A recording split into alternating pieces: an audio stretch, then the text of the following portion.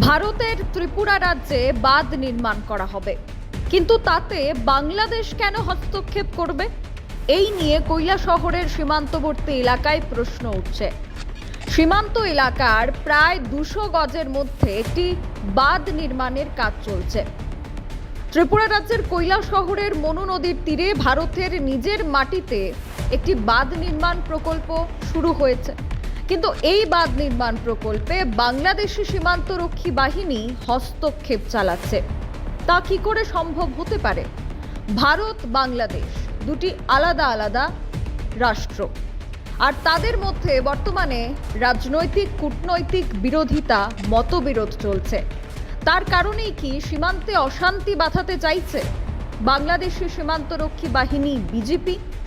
ত্রিপুরার কৈলাসহরে মনু নদীর তীরে যখন ভারতীয় সেনা থেকে শুরু করে অন্যান্যরা এই বাঁধ নির্মাণ করতে শুরু করেন, তখন প্রায় 2.5 কিলোমিটার দীর্ঘ বাঁধ নির্মাণ কাজ চলছিল মাহি কনস্ট্রাকশনের তত্ত্বাবধানে।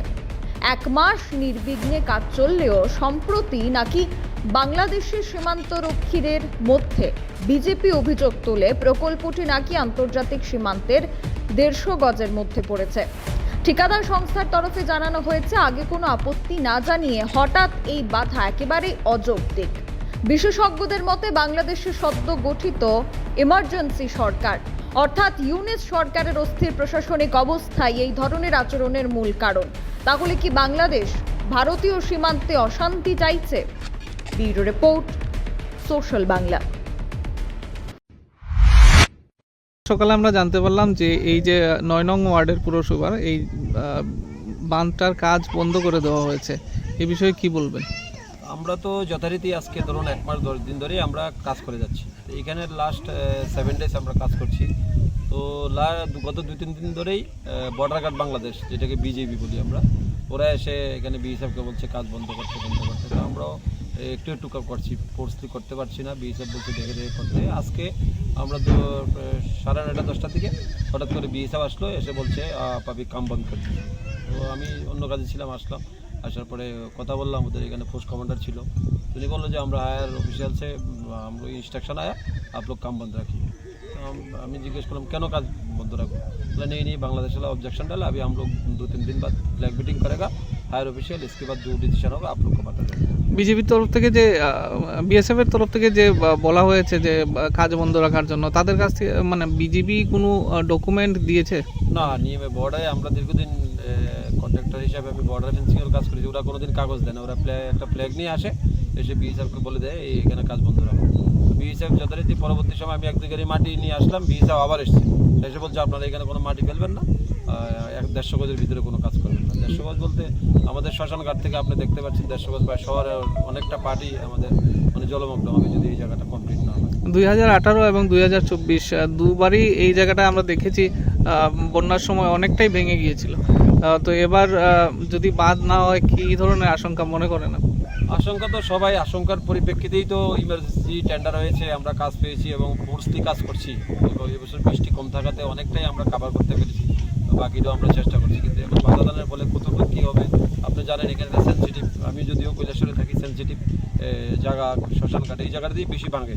একটা ইনটেকের পাশে আর শ্মশান ঘাট, 2 জায়গাটা দিয়ে আপনার পেছনের জায়গাটা দিয়ে নদী ইরোশনে ভাঙছে।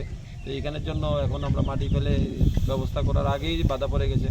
জানি না মানে এখন ওরা কী জানাবে। যথারীতি আমি এসডিএম সাহেবকে বাই ফোনে জানিয়েছি, এসডিএম সাহেব ডিএম সাহেবকে জানিয়েছেন, এসডিএম সাহেবের টিম ডিসিএম স্যাররা এসছেন, ওরাও এখন বিএসএফের সঙ্গে কথা বলেছে। আপনার সামনে আপনি দেখতে পারলেন। আদৌ সলিউশন কতটুকু হবে জানি না, তবে বাংলাদেশ প্রত্যেকবারই যেখানেই আমরা বর্ডার রিলেটেড কোনো ম্যাটারে কাজ করতে যাই কাছাকাছি এই ধরনের অবস্ট্রাগল করে এবং বিএসএফ থেকে কোনো মানে ভালো রেজাল্ট পাই না। আমরা আশা করছি যদি সমাধান হলে ভালো, না হলে আমরা ভালো সময় জানাবো। আমার বাড়িতে সবাই খুব প্রচুর বসে, প্রতিদিন কিছু না কিছু একটা নতুন রান্না হয়, আর সবাই খুব মজা করে চেটে পুটে খায়। সবাই বলে আমার হাতের জাদুতেই নাকি রান্না এত ভালো হয়।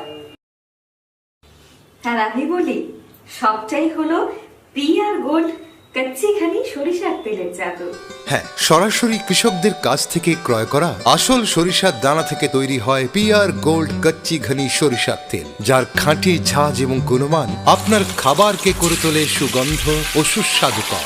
আর আপনার রান্নাঘরে যখন পিআর গোল্ড কচ্চি ঘনি সর্ষের তেল থাকবে, তখন প্রশংসা তো সবাই করবে। পিয়া গোল্ড কচ্চি ঘনি সরিষার তেল, খাঁটি তেল, খাঁটি ছাঁচ। পরিবেশক Messrs Ashwini Kumar Pal, central road, Agartala. Phone 7085060785।